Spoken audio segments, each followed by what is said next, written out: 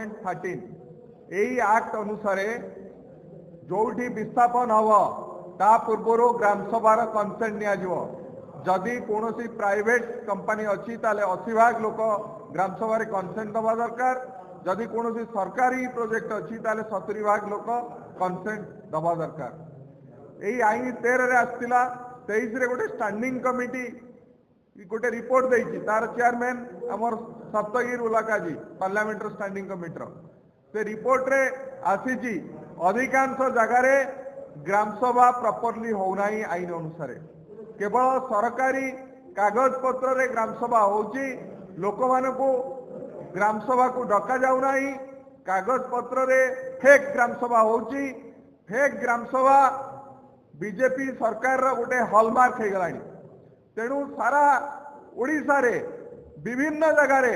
जो डिस्प्लेसमेंट मान होची नुआ नुआ शिल्प आसुची आपण माने देखिबे आमर मुख्यमंत्री बार बार कहउचंती जे ये होची लोकंक सरकार एवं आरपटे जो बार बार प्रेस मीट रे कहउचंती एते 1000 कोटी टंका केउंझर रे हबो इन्वेस्टमेंट एते 1000 कोटी टंका हबो सुंदरगढ़ रे एते 1000 कोटी टंका हबो खोर्धा रे ए जो इंडस्ट्री गुड़िक आसुचंती सेतबळे एमाने लार 2013 जो एक्ट अच्छी ताकू ठीक भाव में कार्यकारी करूना। तेणु सारा ओडिशा रे जोठी विकासमूलक प्रोजेक्ट होची बा इंडस्ट्री होची भी की खणी खादान होची साधारण जनसाधारण सेठी हैरान होचंती से अनुगुल हो से सुंदरगढ़ हो से सिजिमाड़ी हो कि से डिंकिया हो ये कि केउंझर हो मुख्यमंत्री निज जगह हो से बार बार कहते आम लोकंक सरकार ये लोकंक सरकार नुहे ये कॉर्पोरेट सरकार जे लार 2013 को ये इम्प्लीमेंट करूनी फॉरेस्ट राइट एक्ट को इम्प्लीमेंट करूनी आउ जो स्टैंडिंग कमिटी रिपोर्ट भी देती जो फॉरेस्ट राइट एक्ट रे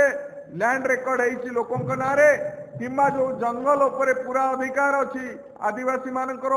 अन्य पारंपरिक वनवासी मानकर सेतबळे जेतबळे तांको विस्थापित करा जाउची तापाई तांको कंपेंसेशन दिया जाउनी। स्टैंडिंग कमिटी रिकमेंडेशन अच्छी जे फॉरेस्ट राइट एक्ट को लिंक करा जाऊ कंपेंसेशन को। तेणु बीजेपी सरकार आसिला परे एठी कॉर्पोरेट लोकंक हिसाब रे सरकार चलीची लोकंक हिसाब रे सरकार चली नाही। केउंझर रे शिल्प हो किंबा ढिंकिया रे शिल्प हो पिनाकी बाबू एबे कहउतले जे जोठू आम पदयात्रा आरंभ हो विस्थापन विरुद्ध रे सेठी स्थानीय लोकंक ऊपर पुलिस अत्याचार आरंभ हो गलानी। मार्च 10 रे आपण माने देखिले सिजिमाड़ी रे साधारण लोकंक ऊपर पुलिस अत्याचार कला राति रे पसिकी। तेणु ए जो सरकार कहूची आमे लोकंक सरकार ये होची कॉर्पोरेट सरकार कॉर्पोरेट रो दलाल लोकंकर केमती लाभ हम से चिंता अंकर नाही। तेणु कांग्रेस दल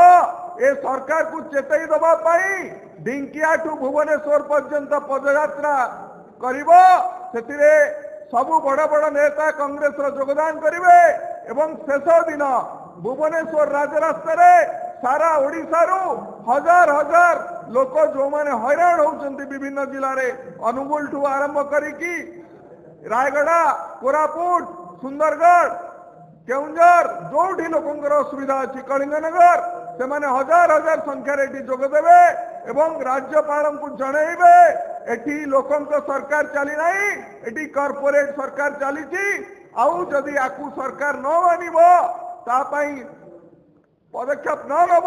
लोकंक सहित कथबार्ता न करिवो प्रॉपर ग्राम सभा करैकी जदि शिल्प प्रतिष्ठा न करिवो माइनिंग न करिवो ताले आउरी जोर विक्षोभ तापर हबो। तेणु ये होची आरंभ मात्र कांग्रेस दल राहुल गांधी भक्तचरण दास ये लोक मानक पई समर्पित आपण मानकर मन थिबो नियमगिरी रे वेदांत खनि खनन विरुद्ध रे भक्त दास एवं राहुल गांधी जी लड़ी एवं लोक को न्याय देइचंती। तेणु सारा ओडिशा रे जो अन्याय होची विस्थापित उपरे ये विस्थापित मानक पाई कांग्रेस दल लड़ब एवं लड़ी आसीथिला अतीत रे। तेणु ए जो पदयात्रा हबो ढिंकिया टू भुवनेश्वर ए लड़ाई आरंभ ए लड़ाई को जदि सरकार बहुत हल्के नब आगामी दिन में सारा जिले में ओडिशार जो आंदोलन हम ताकू से संभाल सरकार से दायी रहा पिनाकी बाबू जो कहते जदि ये पदयात्रा को बंद करने सरकार मसुदा करे